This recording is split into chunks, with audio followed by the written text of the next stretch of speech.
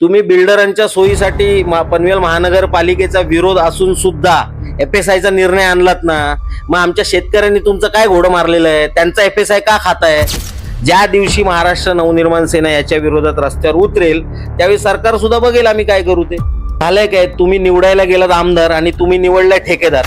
काहीतरी मिळणार असेल तिथे तुम्ही लक्ष घालणार, जिथे काय मिळणार नसेल तिथे कशाला लक्ष घालायचं? आम्हाला संधी द्या, आम्ही दाखवतो कचऱ्याचा प्रश्न सोडवून. त्यांना दर महिन्याला काहीतरी रक्कम मिळत असेल तर आम्हाला आनंदच आहे. गरज पडली तर मी जागतिक बँकेकडून कर्ज घेईल.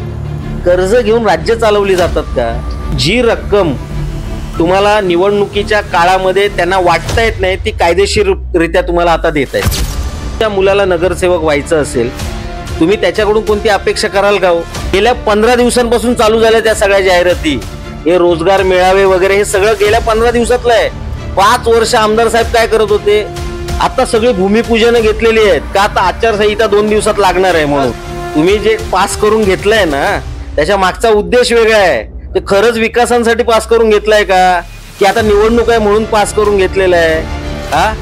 त्यामुळे तो मतदारांनी आता विचार केला पाहिजे की जी कामं 5 वर्षामध्ये पास व्हायला हवी होती ती शेवटच्या क्षणी का पास केली जात आहेत? आल्यावर सर्व टोल बंद करून दाखवा.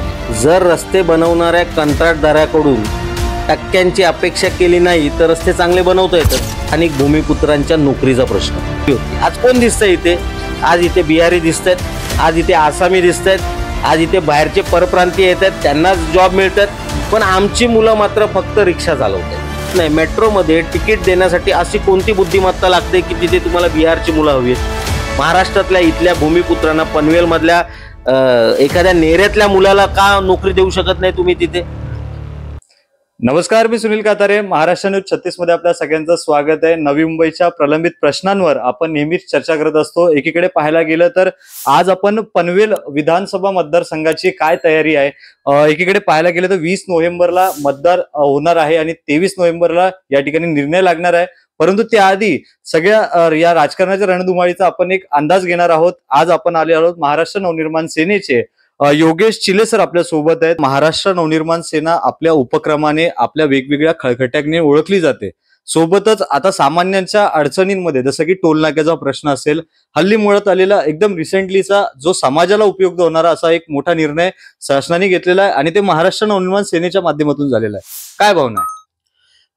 आत्ताच 2 दिवसांपूर्वी महाराष्ट्र शासनाने मुंबई एंट्री पॉइंट, जे 5 एंट्री पॉइंट आहेत तिथला टोल सर्वसामान्य नागरिकांसाठी, लहान वाहनांसाठी रद्द केलेला आहे. गेली अनेक वर्ष आमची ही मागणी होती. हजारो केसेस आमच्या कार्यकर्त्यांनी घेतल्या. कोर्टामध्ये याच्या विरोधातली याचिका आम्ही टाकली होती आणि कुठेतरी ह्या संघर्षाला आज न्याय मिळालेला आहे. अजूनही महाराष्ट्रातले अनेक टोल सुरू आहेत. आमची सत्ता आली, सत्तेत नसताना जर आम्ही एवढे टोल 71 टोल बंद करू शकतो, सत्ता आल्यावर सर्व टोल बंद करून दाखवू आम्ही. नक्कीच सर, संपूर्ण महाराष्ट्राला माहिती आहे टोल बंद झाल्याने सामान्यांना किती फायदा झालाय. परंतु सर, आता आपण पनवेल विभागाबद्दल थोडी चर्चा करूया. एकीकडे पाहायला गेलं तर आता तुमच्या ऑफिसकडे येतानाच रस्त्याची अवस्था अतिशय बिकट झालेली आहे. तिथून चालताना मोठ्या रस्ते, गाड्या खराब होत आहेत. अशा अनेक अडचणींना लोकांना सुद्धा सामोरं जावं लागतंय. पनवेल महानगरपालिका अतिशय मोठ्या प्रमाणात कर लावून घेते. नागरिकांना सुविधा मात्र मूळ सुविधा मिळत नाहीत. या सगळ्या गोष्टींकडे तुम्ही कसं पाहता? नाही, मला तर खरं तर आश्चर्यच वाटतंय की रस्ते बनवणं हे काय खूप मोठं रॉकेट सायन्स नाहीये. तुम्ही जर रस्ते बनवणाऱ्या कंत्राटदाराकडून टक्क्यांची अपेक्षा केली नाही तर रस्ते चांगले बनवता येतात. आमची नाशिकमध्ये ज्यावेळी सत्ता होती त्या काळात बनवलेले रस्ते आजही तिकडचे नागरिक आठवण काढतात की मनसेची सत्ता गेली पण रस्त्यावर आजही एकही खड्डा नाहीये. आम्हाला संधी मिळाली तर आम्ही पनवेलकरांना दाखवून देऊ की रस्ते बनवणे हे रॉकेट सायन्स नसतं. फक्त टक्केवारीपासून लांब राहिलो तर लोकांना हवे तसे चांगले रस्ते देता येतात. नक्कीच सर, पाहायला गेलं तर असे प्रमुख मुद्दे आणखीन आहेत. सर, पहिली गोष्ट, युवक खऱ्या अर्थाने दिशाभूल होते की काय? राजकारणाचा चिखल झाल्यामुळे समाजात विद्रोह तयार होतोय की काय? कारण की दिशाभूल करणं फार मोठी गोष्ट नाहीये. एखाद्या मतदार राजा देखील अलर्ट आहे. त्याला यावेळेस माहिती आहे की कोण कितपत काम करतंय, कसं काम करतंय. तुम्ही असे काय 5 प्रमुख कामं सांगाल की जो मतदार राजा या मुलाखतीमध्ये जर तुमची एक महाराष्ट्र नवनिर्माण सेनेची आमदारकीची तयारी पाहत असेल तर त्याला असे कोणते 5 प्रमुख प्रश्नांपासून सूट मिळेल जे विकासाच्या दृष्टीने पहिलं पाऊल असेल? ते मुद्दे अनेक आहेत की जी उद्या समजा महाराष्ट्र नवनिर्माण सेनेला पनवेलच्या जनतेने संधी दिली तर अनेक मुद्द्यांवरती काम करावं लागणार आहे जे गेल्या 15 वर्षामध्ये झालेलं नाही. परंतु त्याच्यातही सर्वात महत्वाचा जर कोणता मुद्दा असेल आत्ता माझ्या समोर तर तो आहे इथल्या स्थानिक भूमिपुत्रांच्या नोकरीचा प्रश्न. कारण मी ज्यावेळी इकडच्या ग्रामीण भागामध्ये फिरलो, इथल्या शहरी भागामध्ये फिरतोय गेले 3 ते 4 वर्ष, तेव्हा माझ्या हे लक्षात आलं की मुलांमध्ये टॅलेंट खूप आहे, चांगली कामं करू शकतात, परंतु त्यांना ती संधीच दिली जात नाहीये. आता तळोजा MIDC मध्ये जवळपास 600 ते 700 कंपन्या आहेत. काही कंपन्या तर अशा आहेत जिथे 3-3 हजार 4-4 हजार लोक काम करतायत. तुम्ही एक जस्ट ऍव्हरेज जर पकडलात प्रत्येक कंपनीचा 100चा तर 600 कंपन्यांमधून 60,000 मुलांना रोजगार खरं तर इथल्या स्थानिकांना मिळायला हवा होता. अगदी सरकारच्या धोरणाप्रमाणे गेलो आणि 80% मुलांना रोजगार द्यायचं म्हटलं तरी जवळपास 40-45 हजार मुलं या कंपन्यांमध्ये कामाला लागायला हवी होती. आज कोण दिसतंय इथे? आज इथे बिहारी दिसतायत, आज इथे आसामी दिसतायत, आज इथे बाहेरचे परप्रांतीय येत आहेत, त्यांनाच जॉब मिळतात. पण आमची मुलं मात्र फक्त रिक्षा चालवतायत. का आमच्या मुलांना रिक्षावरती फक्त ठेवतायत? त्यांच्यामध्ये टॅलेंट नाही का? अगदी ग्रॅज्युएट झालेल्या मुलांना सुद्धा काय मला कळत नाही, मेट्रोमध्ये तिकीट देण्यासाठी अशी कोणती बुद्धिमत्ता लागते की तिथे तुम्हाला बिहारची मुलं हवी आहेत? महाराष्ट्रातल्या इथल्या भूमिपुत्रांना पनवेल मधल्या एखाद्या नेऱ्यातल्या मुलाला का नोकरी देऊ शकत नाही तुम्ही तिथे? परंतु त्याच्यासाठी जी इच्छाशक्ती लागते दुर्दैवाने ती इथल्या स्थानिक नेतृत्वामध्ये नाही. हे मला अत्यंत दुर्दैवाने सांगावं असं वाटतंय. आम्हाला संधी मिळाली तर माझा शब्द आहे तुम्हाला, जास्तीत जास्त नोकऱ्या या इथल्या स्थानिक भूमिपुत्रांना मिळतील. त्यात सुद्धा 80% नोकऱ्यांचा जो आपला अधिनियम आहे त्याची जास्तीत जास्त अंमलबजावणी कशी करता येईल ते आम्हाला माहिती आहे. आम्ही त्यावेळी आमचा खळखटाक काय ते पुन्हा एकदा दाखवू. नक्कीच सर, अगदी पाहायला गेलं तर रोजगाराचा प्रश्न तेवढाच महत्वपूर्ण आहे. परंतु रोजगार वगळता भूमिपुत्रांच्या ज्या जमिनी ज्या विकास कामाच्या नावाने सिडको प्रशासन असेल, इतर विकास कामाच्या नावाखाली ज्या घेतल्या गेलेल्या आहेत, आता विकास होऊन गेलेला आहे, इमारती उभ्या राहिलेल्या आहेत, परंतु त्या भूमिपुत्राला त्याचा न्याय हक्क अजून मिळालेला नाही. मग याच प्रशासनाने ज्याच्या जमिनी घेतल्या त्यावेळेस त्याच्यासोबत अन्याय केला. अशा अनेक प्रकरणं आहेत. प्रलंबित प्रकरणावर आमदार असतील, इकडचे स्थानिक जे सत्ताधारी आहेत यांच्याकडून दुर्लक्ष केलं जात आहे. या सगळ्या प्रकरणाकडे तुम्ही कशा पद्धतीने पाहाल जर भविष्यात तुमच्या हातात सत्ता आली तर? बघा, सगळ्यात आधी तुम्हाला सांगतो, इथे हा जो नैना नावाचा प्रकार आणलेला आहे, तुम्ही शेतकऱ्यांसाठी योजना आणा, पण त्या योजना त्यांना चिरडणाऱ्या नसल्या पाहिजेत. ज्यावेळी गावाच्या गावं बंद पुकारतात एखाद्या योजनेविरोधात त्यावेळी सरकारने त्या योजनेचा पुनर्विचार केला पाहिजे. तुम्ही लोकांबरोबर बसा, त्यांच्याशी चर्चा करा, त्यांना काय अडचणी आहेत त्या बघा. तुम्ही आपलं काहीतरी दाखवण्यासाठी सरकारी अधिकारी पाठवणार, त्यांनी चर्चा केल्यासारखं दाखवणार, तुमचीच माणसं बसणार, तेच काही शंका उपस्थित करणार, त्यांना तुम्ही त्या ठरवलेली उत्तरं देणार आणि ते सगळं गुंडाळणार. हा असला खेळ करण्यापेक्षा खरंच लोकांमध्ये जा, त्यांना काय अडचणी आहेत समजा, नाही ना जर त्यांना नाही आवडत असेल तर ते रिस्ट्रक्चर करा आणि पुन्हा त्यांच्या समोर मांडा. सरकार म्हणून नैना प्रकल्प आणणं तुम्हाला गरजेचं वाटत असेल तर ते शेतकऱ्यांच्या सोयीचं अजून कसं होऊ शकतं याच्यावरती विचार करा. तुम्ही बिल्डरांच्या सोयीसाठी पनवेल महानगरपालिकेचा विरोध असून सुद्धा FSIचा निर्णय आणलात ना, मग आमच्या शेतकऱ्यांनी तुमचं काय घोडं मारलेलं आहे? त्यांचा FSI का खाताय? आमचा इतकाच प्रश्न आहे. उद्या जर महाराष्ट्र नवनिर्माण सेना सत्तेमध्ये आली तर ती या शेतकऱ्यांच्या बाजूने उभी राहणार. आम्ही उगाच विरोधाचं नाटक करणार नाही. आमचा विरोध म्हणजे लोकांनी बघितलेला आम्ही काय लेवलला जाऊन विरोध करत होतो. ज्या दिवशी महाराष्ट्र नवनिर्माण सेना याच्या विरोधात रस्त्यावर उतरेल त्यावेळी सरकार सुद्धा बघेल आम्ही काय करू ते.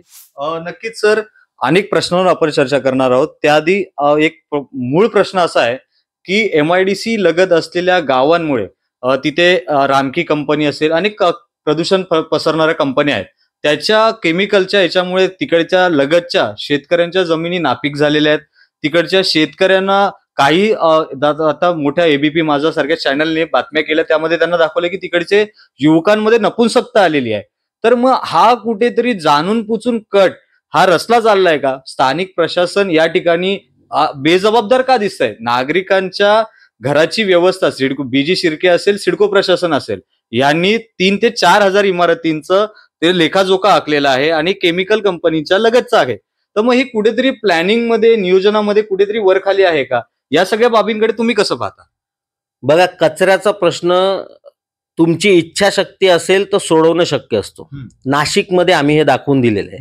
नाशिकमध्ये महाराष्ट्र नवनिर्माण सेना महानगरपालिकेत सत्तेवर येण्याआधी कचऱ्याचा प्रश्न अत्यंत जटिल होता.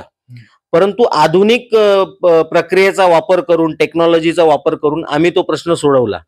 इथे देखील ते शक्य आहे. परंतु झालंय काय, तुम्ही निवडायला गेलात आमदार आणि तुम्ही निवडलाय ठेकेदार. हा, मग ते जिथे तुम्हाला काहीतरी मिळणार असेल तिथे तुम्ही लक्ष घालणार, जिथे काही मिळणार नसेल तिथे कशाला लक्ष घालायचं? आम्हाला संधी द्या, आम्ही दाखवतो कचऱ्याचा प्रश्न सोडवून. नक्कीच. कचऱ्याचा प्रश्न तर तेवढाच महत्वाचा आहे. एकीकडे पाहायला गेलं तर आणखीन महत्वाच्या मुद्द्यावर आपण चर्चा करणार आहोत. काय सांगाल, एकीकडे पाहायला गेलं तर मतदार राजांनी तुम्हाला नवी मुंबईच्या पनवेल विभागाची जर कमान दिली तर त्या कमानीमध्ये देशाच्या पातळीवर जाण्यायोग्य असं काय काम तुम्ही करून दाखवाल, ज्याने खरंच पनवेल महानगरपालिका असेल, सिडको प्रशासन असेल आणि इतर कोणतेही प्रशासन असेल त्यांना देखील योग्य असं वाटेल की खरंच महाराष्ट्र नवनिर्माण सेनाच हे करू शकते? तुम्ही बघा, कोणतंही शहर असू दे त्याची स्वतःची अशी एक ओळख असते. आज सुदैवाने पनवेलला एक चांगली ओळख मिळू शकते. जशी जयपूरला पिंक सिटी म्हणून ओळख आहे. तुम्हाला हैदराबादला गेलात तर त्याला सायबर सिटी म्हटलं जातं, किंवा बँगलोरमध्ये गेलात तर बँगलोरला सुद्धा सायबर सिटी म्हणतात, पुण्याला नॉलेज सिटी म्हणतात. प्रत्येक शहराचं स्वतःचं वैशिष्ट्य आहे. नवी मुंबई महानगरपालिकेने स्वतःला सिटी ऑफ फ्लेमिंगो म्हणून प्रोजेक्ट करतायत. पनवेल स्वतःला काय प्रोजेक्ट करत आहे? गेल्या 15 वर्षात, 20 वर्षामध्ये इथलं इन्फ्रास्ट्रक्चर डेव्हलप करताना सिडको असू दे किंवा अगदी महानगरपालिका असू दे जी गेल्या 5 वर्षामध्ये तयार झालेली आहे, यांनी स्वतःला काय म्हणून प्रोजेक्ट केलेलं आहे, किंवा तुमचं विजन काय, इथल्या स्थानिक नेतृत्वाचं पनवेल संदर्भातलं विजन काय? मी आमचं विजन सांगू शकतो. आज ज्यावेळी पनवेलच्या बाजूला लागूनच नवी मुंबई एअरपोर्ट जे येत आहे, दिबा पाटील आंतरराष्ट्रीय विमानतळ, हे आंतरराष्ट्रीय विमानतळ आहे, लक्षात घ्या. म्हणजे इथे जी वाहतूक होणार आहे, जी आज कार्गोची आहे, उद्या पॅसेंजरची होईल, इथे खूप बाहेरच्या देशातून लोक येणार आहेत. ते बाजूला असणाऱ्या पनवेलमध्ये ज्यावेळी येतील त्यावेळी त्यांनी काय बघितलं पाहिजे? तर आपल्याला सिडकोने अनेक चांगले गार्डन्स दिलेले आहेत जी डेव्हलप केलेली नाहीत. या गार्डन्स मध्ये जर वेगवेगळ्या जातीची फक्त फुलं लावली तुम्ही आणि त्याच्यावरती ती फुलं डेव्हलप केली, फुलझाडं चांगली, प्रत्येक गार्डनला एका वेगळ्या फुलाचं रूप दिलं, प्रत्येक गार्डन मध्ये वेगळ्या जातीची फुलं लावली, तर निव्वळ ती फुलं पाहण्यासाठी, वेगवेगळे दुर्मिळ जातीची फुलं पाहण्यासाठी जगभरातून लोक पनवेलमध्ये येऊ शकतात. पनवेलचे नागरिक सुद्धा ज्यावेळी संध्याकाळी आज बाहेर पडतात, गार्डन मध्ये येतात, त्यांना काय मिळतं? धूळ मिळते फक्त, त्यांना काय हिरवळ सुद्धा मिळत नाही. सर, सेंट्रल पार्क देखील आशिया खंडातील सर्वात मोठं गार्डन मानलं जातं. ते देखील नवी मुंबईच्या परिसरात येतात. त्यामध्ये देखील हा उपक्रम राबवला जाऊ शकतो होता. परंतु ह्या सगळ्या गोष्टी महानगरपालिका आणि इतर कार्यप्रणालीमध्ये असणाऱ्या लोकांना का लक्षात येऊ नये? नाही, त्याच्यासाठीच मी म्हटलं ना, तुम्हाला विजन असणं गरजेचं आहे.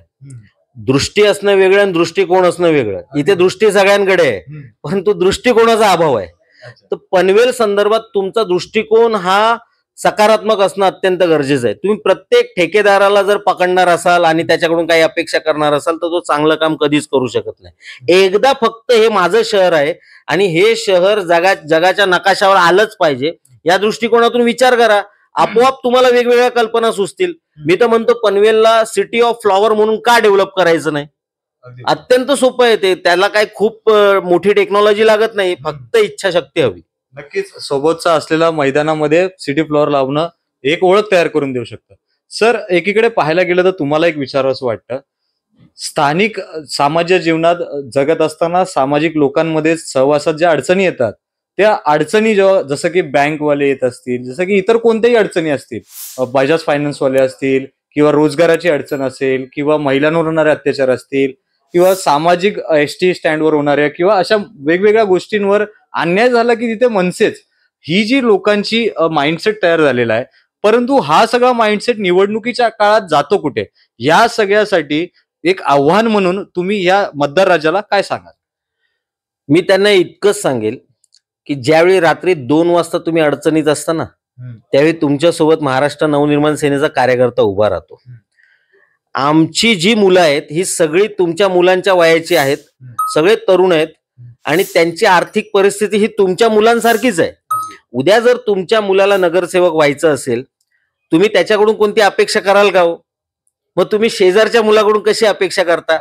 आणि ज्यावेळी तुम्ही अशी अपेक्षा करता आणि ती अपेक्षेची पूर्तता एखाद्याने केली तर तुमची कामं का करणार? आमचं जर स्पष्ट म्हणणं आहे, आमच्या मुलांना संधी द्या. तुम्हाला मी सांगतो, स्लीपर घालणारा मुलगा आम्ही नगरसेवक बनवून दाखवतो. आज तुम्हाला नगरसेवक बनायचं असेल पनवेल महानगरपालिकेत तर तुम्हाला जवळपास 60 ते 70 लाखाचा खर्च आहे. कुठला मध्यमवर्गीय मुलगा हा खर्च करू शकतो? एखाद्याची जर इच्छा असेल की मला राजकारणामध्ये करिअर करायचंय, 60-70 लाख कोणते पालक त्याला देऊ शकतात? त्यामुळे मला तर असं वाटतं की आता पालकांनी विचार करायची वेळ आहे की राजकारण हे सुद्धा एक चांगलं करिअर आहे. तुम्ही जर काहीतरी समाजासाठी चांगलं करायचा विचार करून इथे आला असाल तर याच्यासारखं चांगलं क्षेत्र नाही. आणि या क्षेत्रामध्ये जर आपली मुलं तुम्हाला हवी असतील तर सर्वप्रथम आत्ताच्या राजकारण्यांनी ज्या घाणेरड्या सवयी मतदारांना लावलेल्या आहेत त्या मतदारांनी आता सोडल्या पाहिजेत. नक्कीच सर, मतदार राजाकडे पुन्हा येऊया. अतिशय महत्वाचा मुद्दा तुम्ही मांडला. मतदार राजाकडे येत असताना ठाण्यामध्ये पाहत असताना मुख्यमंत्री एकनाथ शिंदे यांच्याकडून प्रॉपर्टी टॅक्सवर सवलती मिळाल्या. पनवेल महानगरपालिका या सगळ्या सवलतीपासून वंचित काय?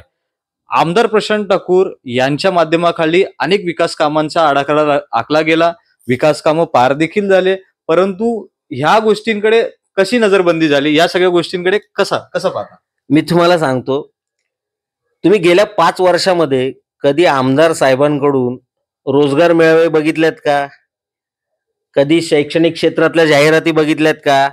गेल्या 15 दिवसांपासून चालू झाल्या त्या सगळ्या जाहिराती. हे रोजगार मेळावे वगैरे हे सगळं गेल्या 15 दिवसातलं आहे. 5 वर्ष आमदार साहेब काय करत होते?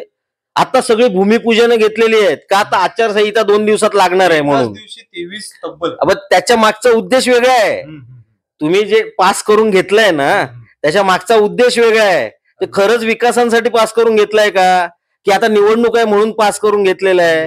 हा, त्यामुळे तो मतदारांनी आता विचार केला पाहिजे की जी कामं 5 वर्षामध्ये पास व्हायला हवी होती ती शेवटच्या क्षणी का पास केली जात आहेत. त्यामुळे आता मतदारांनी ठरवायचंय काय करायचंय. आम्ही तर तयार आहोत तुमच्या बाजूने लढण्यासाठी, मैदानात उतरण्यासाठी.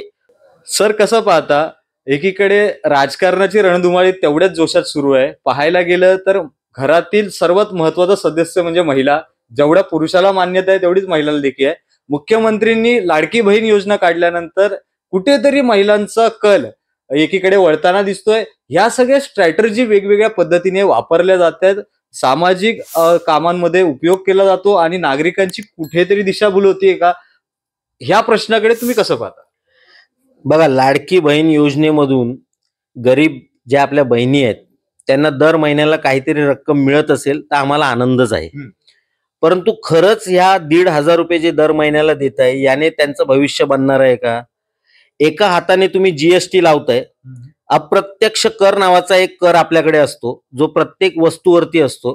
तुम्ही ज्यावेळी दुकानात जाता आणि जी वस्तू खरेदी करता तिच्यावरती तुम्हाला जीएसटी भरावा लागतो. तुम्ही त्या सगळ्या वस्तूंचे दर एवढे वाढवून ठेवलेले आहेत की दर महिन्याला तुम्ही त्यांच्या खिशातून 3,000 रुपये काढताय जीएसटीच्या माध्यमातून आणि त्यांना 1,500 परत देताय. इतकं असून सुद्धा तुम्हाला शेवटी बोलावं लागतं अजितदादा पवारांना, जे आपले फायनान्स मिनिस्टर आहेत, की या योजनेसाठी गरज पडली तर मी जागतिक बँकेकडून कर्ज घेईल. कर्ज घेऊन राज्य चालवली जातात का? म्हणजे आज तुम्ही निवडणूक आहे हे मी तुम्हाला अगदी स्पष्ट सांगतो, माझ्या लाडक्या बहिणींना सुद्धा सांगतो की जी रक्कम तुम्हाला निवडणुकीच्या काळामध्ये त्यांना वाटता येत नाही ती कायदेशीररित्या तुम्हाला आता देत आहेत. निवडणूक संपली की बंद होणार. निवडणुकीच्या आधी वाटतात ना बरेच जण 2,000 रुपये 3,000 रुपये मताला. तोच हा प्रकार आहे, फक्त हा कायदेशीर प्रकार आहे, लिगली केलेला आहे. दिसेल तुम्हाला 2 महिन्यात निवडणुका संपू देत, तुम्हाला दिसेल कर्ज काढून कुठल्याही योजना जास्त वेळ चालवता येत नाहीत. जिथे माननीय अजितदादा पवार बोलले की या योजनेसाठी कर्ज काढेल मी 1% व्याजाने पण मी योजना चालू ठेवेल, तिथेच हा विषय खरं तर सगळ्यांच्या लक्षात यायला हवा. सर, 2 महत्वाचे प्रश्न शेवटचे. पाहायला गेलं तर आपल्या विभागामध्ये नवी मुंबई असेल, महाराष्ट्रामध्ये महिला सुरक्षिततेचा प्रश्न ऐरणीवर येताना दिसतोय. अनेक वेगवेगळ्या ठिकाणी अनेक वेगवेगळ्या प्रकरणात दररोज काही ना काही आढळत आहे. मग या सगळ्या गोष्टींवर महिला जागृत होणं पण तेवढंच गरजेचं आहे, प्रशासनाने देखील तेवढं सतर्क होणं गरजेचं आहे. कसं पाहताय सगळ्या गोष्टी? याला बरेच अँगल्स आहेत. म्हणजे मी माझ्या मित्रांना नेहमी मी जिथे जातो तिथे सांगत असतो की तुम्ही ज्यावेळी नाक्यावर उभे राहता आणि एखादी मुलगी तिथून जात असेल, तिला जर तुमच्यामुळे असुरक्षित वाटलं तर तुमच्या आयुष्यावरती थू आहे. तुम्ही तिथे नाक्यावरती भले उभे राहा, पण तुमच्या उभे राहण्याने तिला सुरक्षित वाटलं पाहिजे. तेव्हा तुम्ही खरे भाऊ, तेव्हा तुम्ही खरे मित्र. तसंच मी माझ्या लाडक्या बहिणींना सुद्धा सांगेल की तुम्ही ज्या हल्ली सिरियल लावल्या जातात, तुम्ही सर्रास हिंदी सिरियल बघा, जे तुमचा बिग बॉस असेल, नाहीतर स्प्लिट्स विला असेल, सगळं या सगळीकडे जितके तुम्ही जास्त भांडकुड कुदळ तेवढं तुम्हाला टीआरपी जास्त. हे लोकांच्या डोक्यात बिंबवलं जात आहे. म्हणजे तुम्ही जेवढं भांडणार तेवढं तुमचा टीआरपी चांगला. आणि हे जे घुसलंय ना, त्याच्यामुळे अनेक संसार मोडले जात आहेत, अनेक मुलीचा रस्ता चुकतोय. कुठेतरी हे थांबवायचं असेल तर समाजाने बाप म्हणून, जसा पूर्वीचा आपला बाप होता, त्या बापाच्या भूमिकेत यावंच लागेल समाजाला. ते जर नाही आलं, जसं म्हणून मी आधी मुलांचं सांगितलं की मुलांवरती पण बंधनं आली पाहिजेत. तुम्ही तुमच्या मुलांवर काय संस्कार करताय, ते मुलींशी समोरच्या कसं वागतायत याच्यावरती कळणार आहे तुमचे संस्कार. त्यामुळे जसे मुलांवरती तुम्हाला मुलींवर चांगले संस्कार करायचे, मुलांवर पण करावे लागतील. आणि सगळ्यांना मी पनवेल मधले आवाहन करेल, तुमच्या कोणत्याही आजूबाजूच्या घरामध्ये एखादी मुलगी अडचणीत असेल, तुम्हाला वाटतंय की हिला मदतीची गरज आहे, आम्हाला कळवा.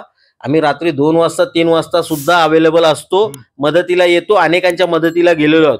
तुमचे भाऊ महाराष्ट्र नवनिर्माण सेनेचा महाराष्ट्र सैनिक म्हणून 24 तास कार्यरत आहे, एवढं फक्त लक्षात ठेवा. नक्कीच.